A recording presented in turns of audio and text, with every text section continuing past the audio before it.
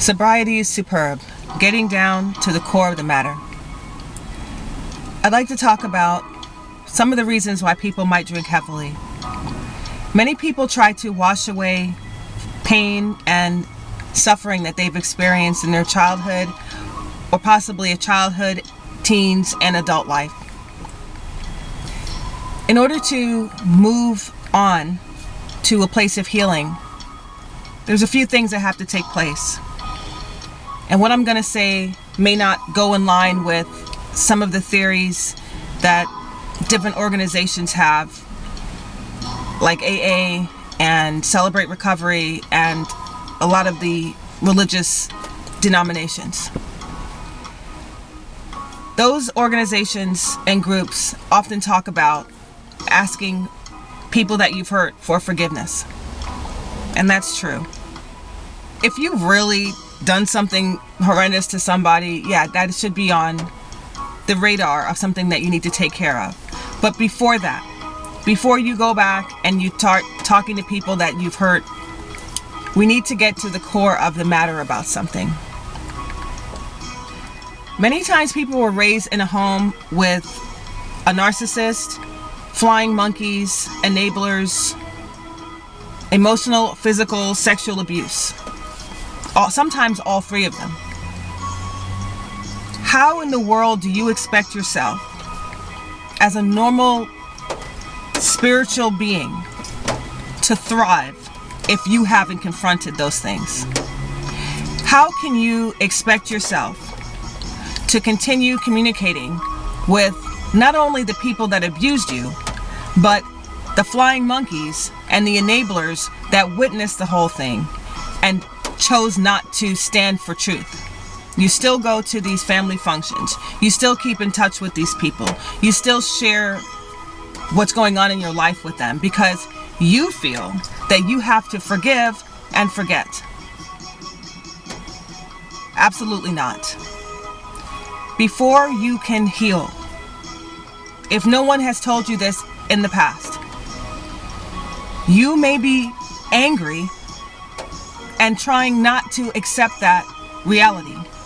You may be so focused on moving on, forgiving, forgetting, putting the past behind you, that you are guilty of sweeping it under the rug.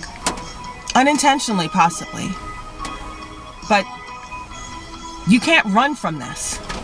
You cannot run from this.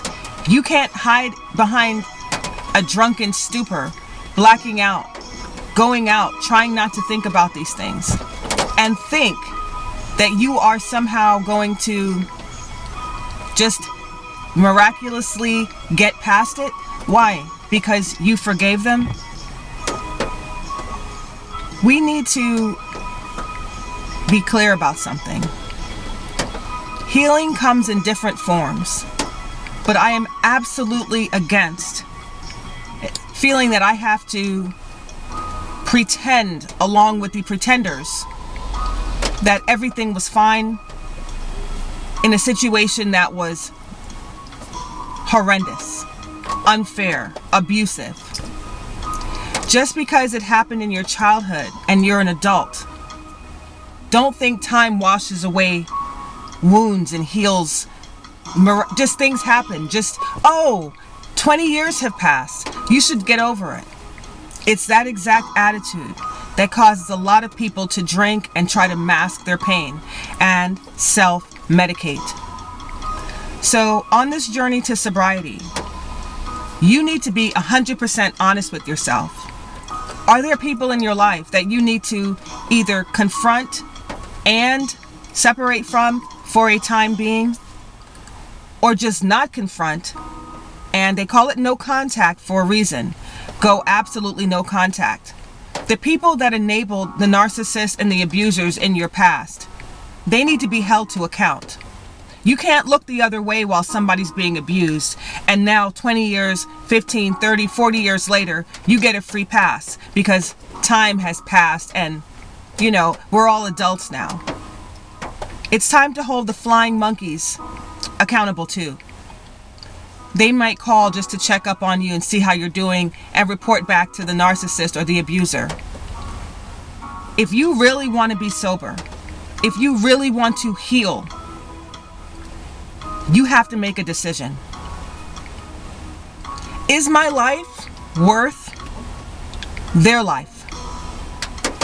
Are you going to sacrifice yourself for people who probably don't even care? They wouldn't even care, really, if you died. As long as they're not the one that's dying, that's all they care about. You could drink yourself into the grave. And they'll just say, well, you know, he or she, they always had a problem. These are the people that you're willing to die for? So the point of this video is to say, you need to come to terms with some pain that you may have suffered at the hands of people that are still in your life. And my suggestion is, for a time being, while you are working on your sobriety, one of the best things you could probably do, whether you confront them about what happened and go no contact, one of the best things you can do while you're sorting this out, while you're working on your sobriety, is to separate yourself from people. Whether you have to pray, get into your heart, really take some time and think about this. Do you need to separate from certain people? But the most important thing, and we're going to do that right now. For those of you who don't believe in God, I guess you can watch what I'm going to do, or you can stop the video here. But this is for people who are open to the power of God and prayer, and people who believe in God. I want you to repent, ask God to forgive you for abusing your temple. Yes, we're going to get to the reasons why you did it. But remember, we're responsible for this temple. Our body is a temple of the Most High. And by ingesting alcohol and doing things that are abusive to our bodies and that go against God's will and God's order, the first thing we need to do is to ask God to forgive us for what we've done. Can't bypass that.